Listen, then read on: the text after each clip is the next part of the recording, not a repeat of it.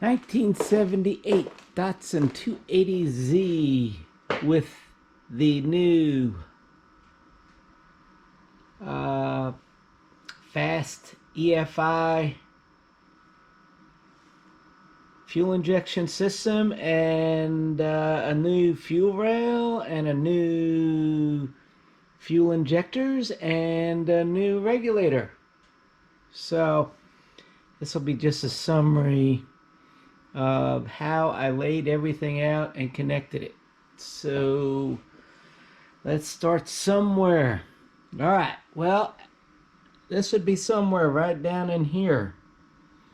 This is where the harness comes through on this cable here. And I had it go through here where I think I used to have my windshield washer. No longer. Anyway, I went through this hole here and came out this side right here. And then I started hooking up sensors. So here's one of the sensors. Here's the map sensor. The map sensor. And ran the vacuum hose over here on the intake. And the next sensor I can point out here is the idle air control, which I mounted here on the this is the well here for the strut,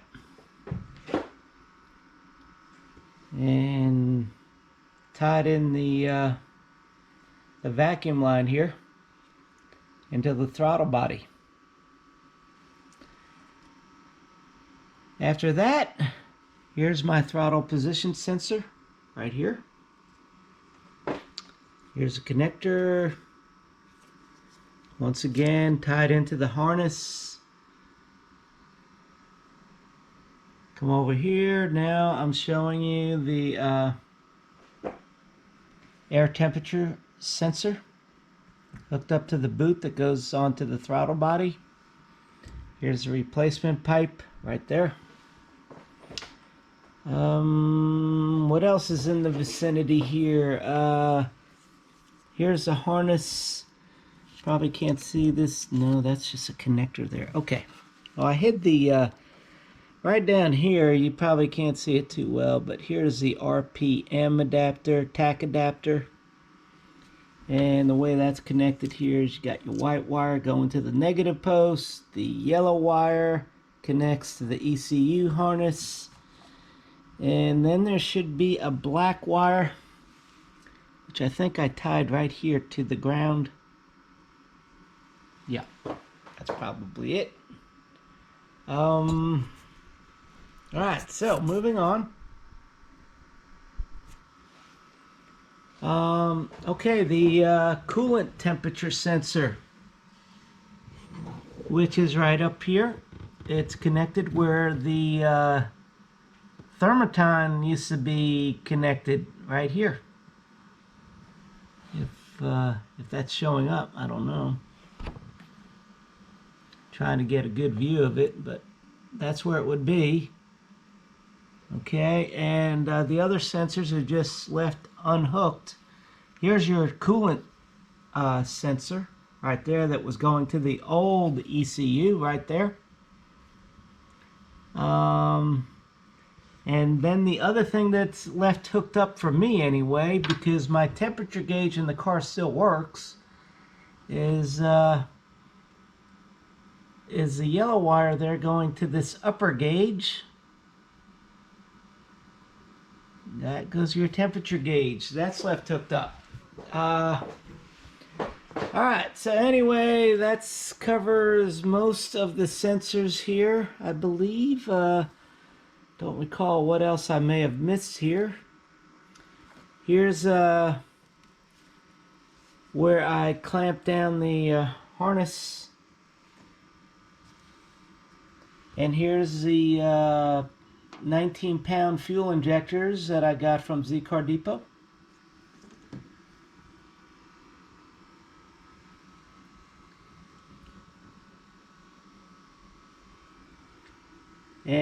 and I believe they don't tell you the brand name, but I'm pretty sure they're the A-Cells, the ACCEL brand, 19 pound, 14.4 ohm impedance.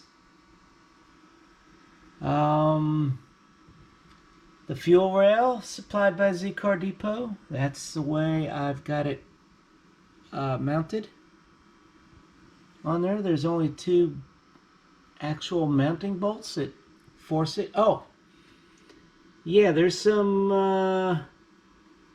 adapters there for the for using these O-rings there. Let me get in a little bit closer there. There's the one of the adapters right there that you're going to have to use if you use O-ring injectors. Here's my fuel pressure regulator mounted to the fuel rail. Now,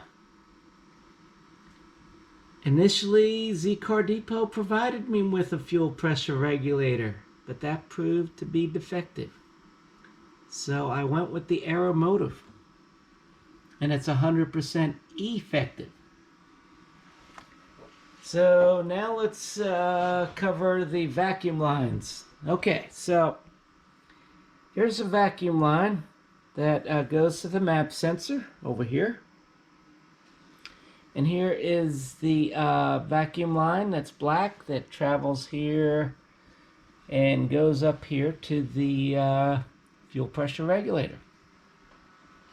Okay. Now, there's only 2 connections on the fuel rail here for fuel. That's, I guess, my next subject. Oh, no, I forgot to mention, as far as we're still on vacuum lines here, here is a vacuum line that comes from the throttle body over to the idle air control valve right here.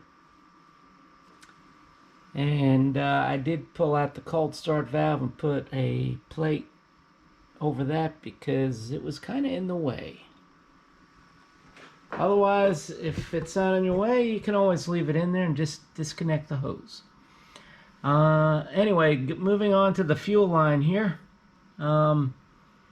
Here's the fuel line coming into the fuel rail, and that comes from the fuel filter, which actually comes from the fuel pump. So it comes in here, supplies your fuel, and then it comes out over here to your regulator. Here are the fittings supplied by Z-Car Depot, which I still used. And beneath the fuel pressure regulator, right down here, hopefully the light is good enough. I'll try to get closer. But here is the return line for the fuel. So I'll show you where that hooks up in a moment. The other thing I'll show you while I'm still over here is you use a plug here on the back of the regulator. Okay, all supplied by Z-Car Depot. So let me go around here to the other side of the car here and continue to show you, where the fuel line is coming from. Right here. Here's my sensor that goes to my fuel pressure gauge, which is actually electronically transmitted the pressure to my gauges on the inside here of the car, because the Fast EFI does not monitor fuel pressure, so I monitor fuel pressure. Now, I was speaking about the return line here for fuel coming out of the fuel pressure regulator. It travels over here. I have a hose running over here, which I don't have routed where I want it yet, but I will later.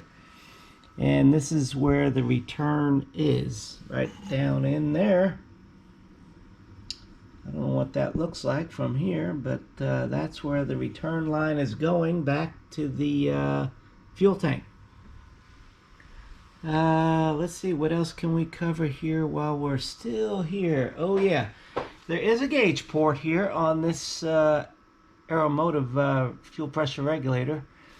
You know, it might be actually possible to get a gauge in there. Didn't realize that. Well, I'm not going to do that today either. I got to get this system ironed out with all the bugs in it before I even think about it. But they do put thread sealant on their gauge port screw. The one that was supplied by Z-Car Depot didn't have any thread sealant on it. But it didn't matter because the body was cracked. So, didn't need that. Alright, so that basically covers how I did the engine compartment. And I'll just give you a view from the other side of the engine here to see what things look like. Oh, I did forget to mention this vacuum hose that is coming off another sensor, not for the Fast EFI, but for my vacuum gauge on the inside my driving compartment there. And I have that hose running over to there right next to my brake line. So that about covers it. I'm just trying to give you a view here from the other side of what things might look like. In case you're wondering where you might want to install